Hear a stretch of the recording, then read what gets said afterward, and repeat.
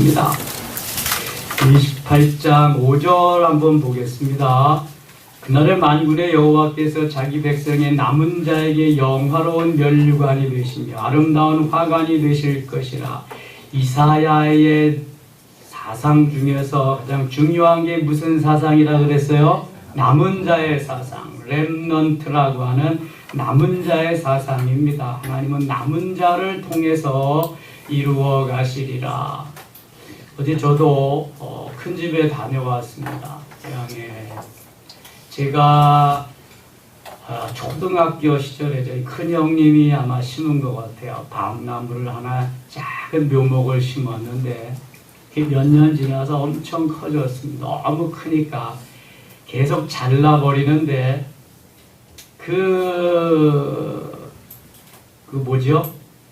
남은 그루터기에서 나가지고 또 자라는 거예요. 4, 5 기둥이 있는데 3개인가는 다 껍질을 벗고 죽여서 너무 크니까.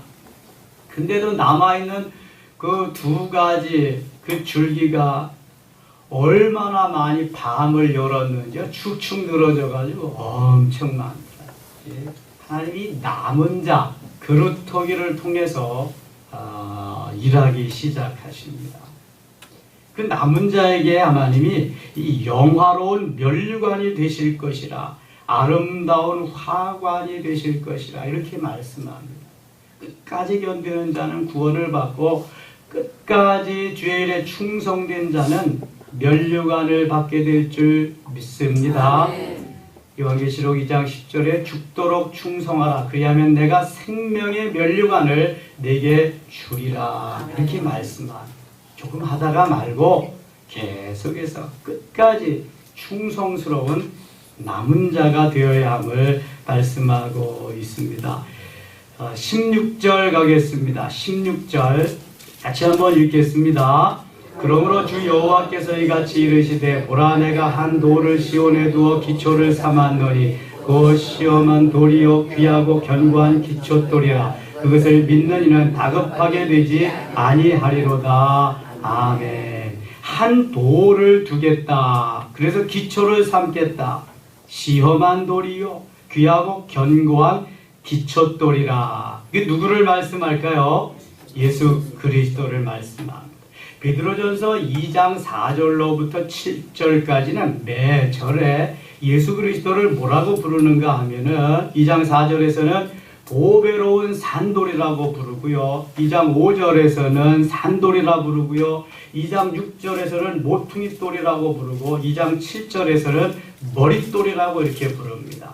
그러니까 예수님의 다른 이름이 보배로운 산돌도 있고 모퉁이돌도 있고 머릿돌도 있습니다. 고린도전서 10장 4절에는 그 돌을 반석이라고, 반석이신 그리스도라고 말씀합니다.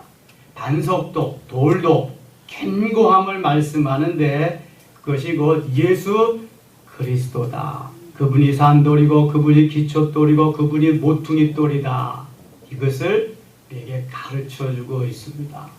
돌, 예수님이 산돌로, 보배로운 산돌로 우리에게 다가오고 계심을 말씀하고 있는 것입니다. 17절 나는 정의를 측량줄로 삼고 공의를 저울줄로 삼으니 우박이 거짓의 피난처를 소탕하며 물이 그 숨는 곳에 넘칠 것인즉 너희가 사망과 더불어 세운 언약이 패하며 스올과 더불어 맺은 맹약이 서지 못하며 넘치는 재앙이 밀려올 때에 너희가 그것에게 밟힘을 당할 것이라. 정직하게 공의롭게 하나님의 법을 따라서 살아야지 끝까지.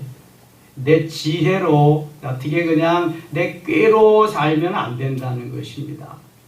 23절 너희는 귀를 기울여 내 목소리를 들으라. 자세히 내 말을 들으라. 자세하게 말씀을 듣고 순종하는 삶을 살라는 거죠. 29절 가겠습니다. 슬프다 아리엘이여 아리엘이여 다윗이 지친 성읍이여 해마다 절기가 돌아오려니와 내가 아리엘을 괴롭게 하리니 그가 슬퍼하고 애곡하며 내게 아리엘과 같이 되리라. 아리엘은 예루살렘을 가리킵니다. 이 예루살렘을 가리키면서 아리엘을 내가 괴롭게 할 것이다. 여러분, 훈련하고 연단하고 하나님의 만드심에 제대로 순종하지 아니하면 힘듭니다. 괴로워집니다. 어렵습니다. 하나님이 우리에게 때로는 징계하고 연단하십니다. 고난의 길로 이끌고 가시기도 합니다. 훈련의 강도가 강한 것이 고난인데요. 순종하지 아니하면은 더 고난의 강도는, 훈련의 강도는 강해질 수 있습니다. 이스라엘, 예루살렘, 하나님이 사랑하는 백성들인데 우상을 섬기고 하나님을 떠나게 되니까 하나님이 이제 징계하십니다. 징계는 목적이 아닙니다. 징계는 다만 과정일 뿐입니다. 징계를 통해서 하나님이 더 아름답게 멋있게 복되게 하시려고 하는 하나님의 뜻이 거기에 있는 것을 알아야만 됩니다. 그래서 히브리서 12장 5절로 쭉 보면은 사랑하기 때문에 징계하고요, 순종하게 하기 위해서 징계하고요, 거룩하심에 동참하게 하기 위해서 징계하고요, 의의 평강한 열매를 맺게 하기 위해서 징계하고요, 젖은 다리를 곧게 하기 위해서 하나님은 징계하십니다. 우리의 잘못된 부분을 고쳐서 바로 세우셔서 하나님의 영광을 드러내게 하기 위한 목적이 있습니다. 그게 징계합니다. 훈련하고 연단하고 교정하고 바르게 하는 그러한 것입니다. 예루살렘을 바로 세우고 싶은 하나님의 뜻이 여기에 있습니다. 6절 만군의 여호와께서 우레와 지진과 큰 소리와 회오리 바람과 폭풍과 맹렬한 불꽃으로 그들을 징벌하실 것인즉 아리엘을 치는 열방의 무리 곧 아리엘과 그 요새를 쳐서 그를 곤고하게 하는 모든 자는 꿈같이 밤의 환상같이 되리니 줄인 자가 꿈에 먹었을지라도 깨면 그 속은 여전히 비고 목마른 자가 꿈에 마셨을지라도 깨면 곤비하며 그 속에 갈증이 있는 것 같이 시온산을 치는 열방의 무리가 그와 같으리라. 아멘. 예루살렘을 징계하시고 이스라엘 백성들을 훈련하시지만 역시 그들을 징계의 도구로 삼은 막대기나 채찍은 하나님이 또 가만두시지 아니하고 다 징계하십니다. 멸망시킵니다. 궁극적으로 하나님은 하나님의 백성을 사용하고 들어 쓰시기 위해서 이방들을 사용하시는 겁니다. 도구로서. 우리는 끝까지 그래서 견뎌야 됩니다. 잘못하면 회개하고 돌이켜야 하는 것입니다. 15절 보겠습니다. 15절 자기의 계획을 여호와께 깊이 숨기려 하는 자들은 화 있을진저 그들의 일을 어두운 데에게 행하며 이르기를 누가 우리를 보랴 누가 우리를 알랴 하니. 우리가 광명천지에 내놓고 할 수 있는 건 정당한 것, 정의로운 것, 의로운 것이지만 불의한 것, 꺼림칙한 것은 남들이 보지 않는 은밀한 곳에서 하기를 원하는 것입니다. 이게 아담의 속성, 아담과 하와의 속성이 우리에게 있기 때문에 그렇습니다. 동시에 예수 그리스도의 빛이 있기 때문에 늘 환한 것과 어두운 것과 하얀 것과 까만 것이 내 속에서 싸움을 합니다. 하얀 것이 이길 때에는 승리하는 것입니다. 그러나 까만 것이 이길 때는 나는 실패하는 것입니다.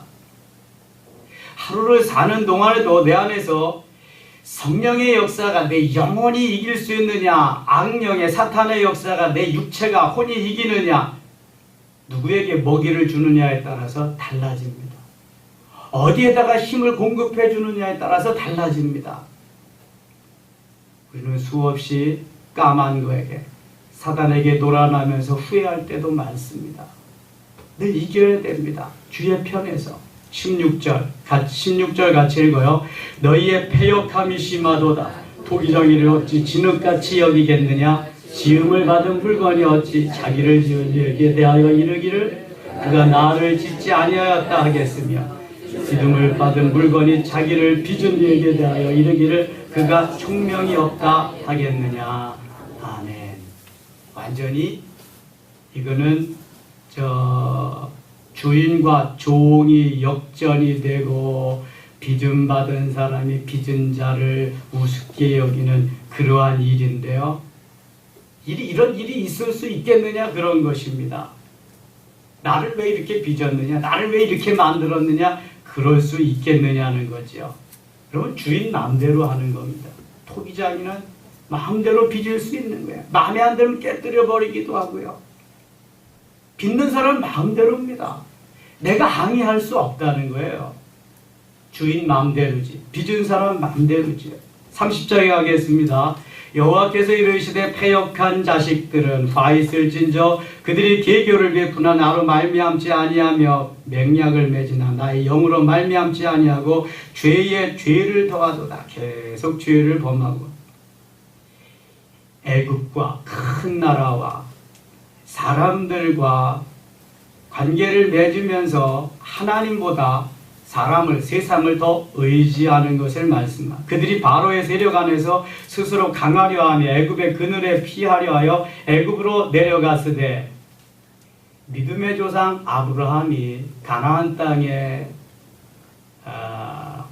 한재가 들자, 가뭄이 들자 어디로 내려가요? 애굽으로 내려갑니다.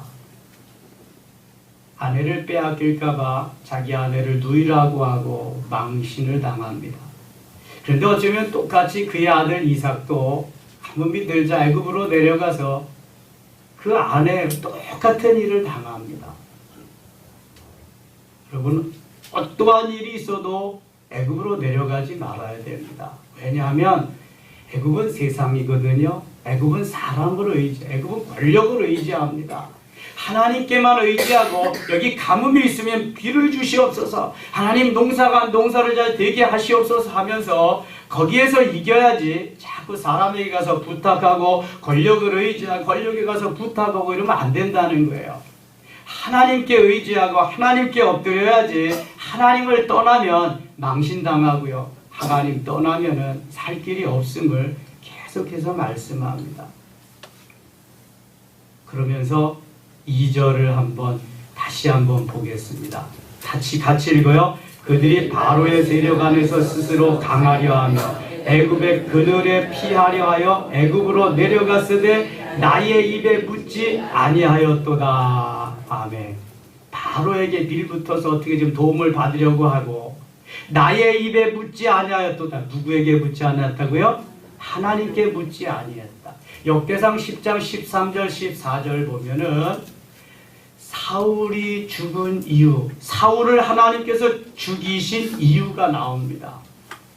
그것은 하나님의 말씀대로 따르지 아니했다. 말씀을 지키지 아니했고, 그 다음에 두 번째로는 신접한 여인에게 가서 물었다. 하나님께 물어야 되지 어떻게 신접한 여인에게 가서 묻습니까? 세 번째 죄가 뭐냐 하면은 뭐 같아요? 세 번째는 여호와를 믿지 아니했다. 여호와께 묻지 아니했다. 말씀을 지키지 않고 신접한 여에게 가서 물었을 뿐만 아니라 여호와께 묻지 아니하는 것이 사울이 죽은 죄 중에 하나입니다. 여러분, 말씀대로 따라 순종해야 되는 삶은 당연한 거고요. 우상에게 가서 묻는 건 절대로 안 되는 거고요. 하나님께 묻지 아니하는 것도 하나님은 죄라고 말씀하십니다. 오늘 본문에도 너희가 내 입에 묻지 아니하고 그저 애굽에 가서 빌붙어서 거기 의지하고 살려고 했다. 너희는 큰 죄를 범했다. 그것입니다. 늘 물어야 됩니다. 아이들이 엄마 이거 뭐야? 아빠 이건 왜 그래? 자꾸 묻는 것처럼 하나님께 물어야 됩니다. 하나님 이 말은 해야 되겠습니다. 이런 행동은 해도 되겠으며 자꾸 물으면서 살아야지 하나님 기뻐하시지. 그렇지 아니하면 묻지 아니하는 죄를 추궁당할 수도 있습니다. 그래서 3절에 이렇게 말씀해요. 그러므로 바로의 세력이 너희의 수치가 되며 애굽의 그들의 피함이 너희의 수욕이 될 것이라. 바로의 세력이 오히려 너희들에게는 수치가 된다. 애굽의 그들의 피함이 너희의 수욕이 될 것이다. 도움이 전혀 안 된다는 거예요. 여러분 하나님 앞에 엎드리세요. 세상에 가서 구하고 사람을 의지하고 권력을 의지하는 것이 수치가 될 뿐입니다. 하나님이 기뻐하시지 않는다는 것입니다. 하나님께 엎드려서 하나님이 하실 수 있도록, 그래서 쭉 하나님께서 우리에게 주시는 말씀이 15절 한번 보겠습니다. 15절, 주 여호와 이스라엘의 거룩하시니가 이같이 말씀하시되 너희가 돌이켜 조용히 있어야 구원을 얻을 것이요 잠잠하고 신뢰하여야 힘을 얻을 것이거늘 너희가 원하지 아니하고 이르기를 아니라 우리가 말 타고 도망하리라 하였으므로 너희가 도망할 것이요 또 이르기를 우리가 빠른 짐승을 타리라 하였으므로 너희를 쫓는 자들이 빠르리니. 그러니까 내가 계획한 대로, 내가 맘먹은 대로 내가 어떻게 해야지 이것을 이룰 수 있으리라, 승리할 수 있으리라 그런다는 거예요. 그러나입니다. 17절 같이 읽겠습니다. 한 사람이 꾸짖은즉 천 사람이 도망하겠고 다섯이 꾸짖은즉 너희가 다 도망하고 너희 남은 자는 겨우 산 꼭대기에 깃대 같겠고 산마루 위에 깃이 같으리라 하셨느니라. 하나님은요, 오늘도 한 사람이 꾸짖으면 천 사람이 도망할 수 있게 만드십니다. 다섯이 꾸짖으면 다 도망할 수 있도록 만드십니다. 여호수아 23장 10절에 보면은 너희 중 한 사람이 1000명을 쫓겠다 이렇게 말씀합니다. 레위기 26장 8절에 보면은 다섯이 100을 쫓고 100이 만을 쫓는다고 말씀합니다. 이사야 61장 22절에 보면 작은 자가 천을 이루고 약한 자가 강국을 이룰 것이라 말씀합니다. 그렇다면 한 사람이 천을 쫓는다. 일당 천입니다. 한 사람이 100을 쫓는다. 일당 100입니다. 다섯이 100을 쫓으면 일당 20. 100이 만을 쫓으면 일당 100입니다. 적어도 하나님은 성경에서 일당 20 내지는 일당 100, 일당 1000을 말씀합니다. 우리 그리스도인들은 일당 100, 일당 1000을 감당할 수 있다는 것입니다. 제가 공군에 다녀왔는데요. 공군은 일당 100입니다. 모토가 일당 100. 아군 한 사람이 적군 100명을 쳐부술 수 있다는 것입니다. 일당 100. 적어도 우리가 일당 100이라고 하는 그러한 마음의 다짐, 마음가짐, 이걸 가지고 임해야 됩니다. 하나님이 함께 하시면 일당 100이 문제겠습니까? 일당 1000, 일당 만. 히스기야는 아수르 사네립이 보낸 선전 복음 갖다 놓고 밤새도록 한계에 뭐 했어요? 기도했습니다. 기도한 것밖에 없어요. 그런데도 18만 5천 명을 하나님이 다 물리쳐 놓으셨어요. 하나님이 하늘 군대 보내셔서 다 물리치셨어요. 아침에 일어나 보니까 다 송장이 시체뿐이에요. 히스기야 한 사람 기도했는데 18만 5천 명을 물리치셨어요. 열왕기상 18장에 보면은 엘리야와 바알 선지 450명, 아세라 선지 400명의 갈멜 산상의 대결이 나옵니다. 아합과 약조를 맺고 누가 참신이냐? 450명의 바알 선지, 아세라 선지 400명은 도중에 없어졌어요. 갈멜 산상에서 대결하는데 하루 종일 부르짖어도 바알 신은 응답하지 않습니다. 그러나 엘리야는 단 한마디의 기도로 그 모든 재물을 다 불사라 하나님이 태우십니다. 일당 450, 일당 850. 저 기드온이 가지고 있는 기드온의 군사 300명은 미디안의 메뚜기 떼와 같은 군사들을 다 물리치십니다. 여러분, 저는 알곡신자 되게 하는 목표를 원합니다. 하나님이 원하시는 게 알곡입니다. 가을이 추수의 계절입니다. 이 가을이 결실의 계절입니다. 농부는 다 추수해서 타작을 합니다. 추수합니다. 알곡은 모아 곡간에다가 쌓아놓고요. 쭉정이는 어떻게 해요? 다 불사릅니다. 주님이 원하시는 건 알곡입니다. 쭉정이가 아닙니다. 쭉정이들은 다 기질에서 불려나가는 겁니다. 불에 태우는 것입니다.